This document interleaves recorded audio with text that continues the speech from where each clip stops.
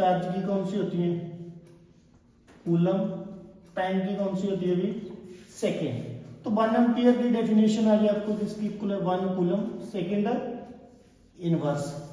तो 1 एम्पियर किसको बोलोगे, charge flowing through conductor 1 coulomb in time 1 second, उसको हम क्या बोल देते हैं, 1 एम्पियर। क्लियर बच्चे। तो इसके बाद आपका नेक्स्ट वन टॉपिक आ गया पोटेंशियल। पोटेंशियल क्या बोलते हैं, सम टाइम आपको यूजुअली बोल देते हैं कि कितना पोटेंशियल है, चार्ज में कितना दम है दूसरे चार्ज को खींचने का, उसको हम क्या बोल देते हैं, पोटेंशियल।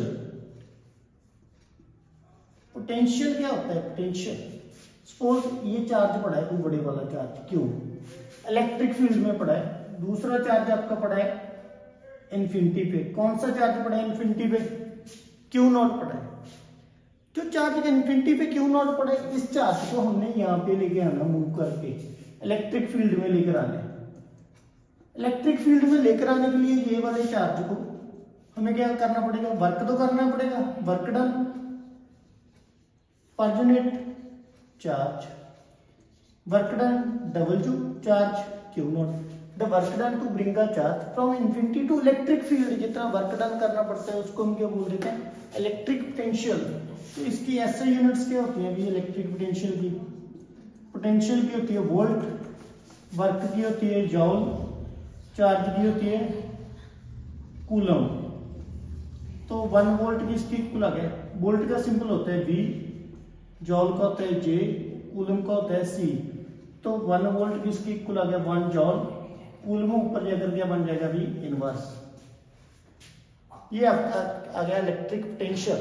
नेक्स्ट वन टॉपिक आ गया आपका वेरी इंपॉर्टेंट टॉपिक, मोस्ट जो एग्जाम में आएगा, ये आएगा श्योर है, डेफिनेटली है, ओम्स लॉ। डन बच्चे।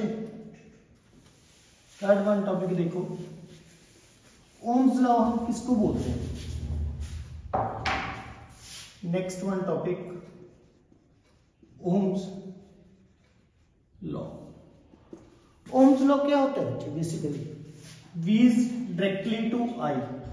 B आपका क्या होता है, पोटेंशियल डिफरेंस, तो I आपका क्या होता है, करंट।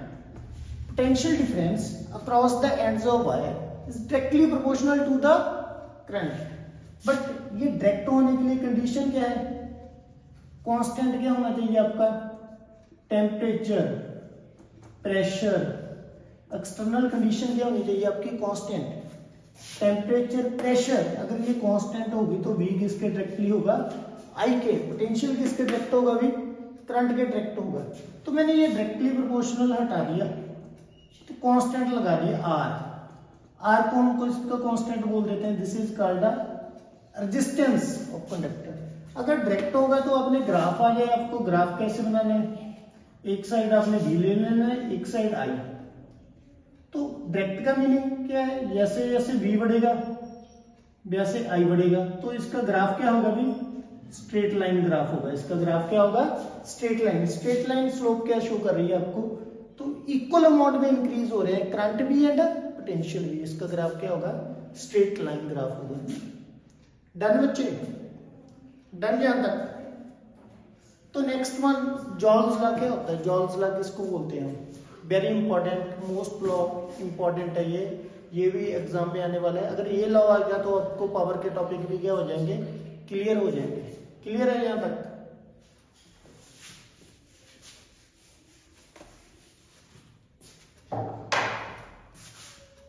नेक्स्ट वन देखोगे जॉल्स लॉ, इसको हम बोल देते हैं हीटिंग इफेक्ट्स ऑफ करंट। जब किसी भी कंडक्टर के थ्रू करंट फ्लो करता है तो हीट प्रोड्यूस करता है। ये किसने बताया था, जॉल्स ने बताया था। क्यों हीट प्रोड्यूस करता है भाई करंट, कारण क्या है, क्योंकि इलेक्ट्रॉन होते हैं, इलेक्ट्रॉन का क्या होता है, कोलिजन होता है। जैसे आपका टोस्टर है, टोस्टर गर्म कैसे करता है, उसमें वायर्स होती है, नाइक्रोम वायर होती है। नाइक्रोम वायर की रेजिस्टेंस बहुत ज्यादा क्या होती है, हाई होती है। अगर रेजिस्टेंस जितनी हाई होगी उतना करंट को अपोज करेगी, करंट को अपोज करेगी तो करंट कम फ्लो होगा, करंट कम फ्लो होगा तो क्या प्रोड्यूस होगी, हीट प्रोड्यूस होगी। आपकी आयरन है, प्रेस है, गर्म क्यों होती है, क्योंकि उसके बीच में क्या होती है, नाइक्रोम वायर होती है। आपका बल्ब है, बल्ब की जो वायर होती है उसके बीच में टंगस्टन होती है, रोशनी कैसे करता है, जब करंट फ्लो करता है टंगस्टन के थ्रू, रेजिस्टेंस हाई होती है, वो रेडनेस कलर की हो जाती है, तो इसके कारण क्या प्रोड्यूस होती है, हीट। इसको हीटिंग इफेक्ट ऑफ करंट भी बोल देते हैं और जॉल्स लॉ भी बोल देते हैं। तो वर्क डन का कौन सा फार्मूला होता है, वर्क डन का कौन सा फार्मूला होता है जी, सबसे पोटेंशियल का फार्मूला क्या होता है, वर्क बी